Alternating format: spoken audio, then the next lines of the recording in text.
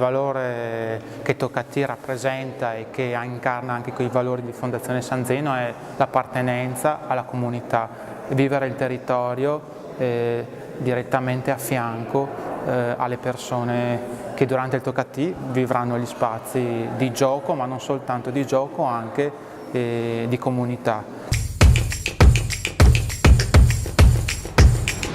Organizza e accompagna 2 eventi, la Biblioteca Vivente, che sarà sabato e domenica pomeriggio in Biblioteca Civica, un evento interculturale per conoscere i pregiudizi, e la mostra alla Provianda della ex caserma Santa Marta, che inizierà giovedì mattina.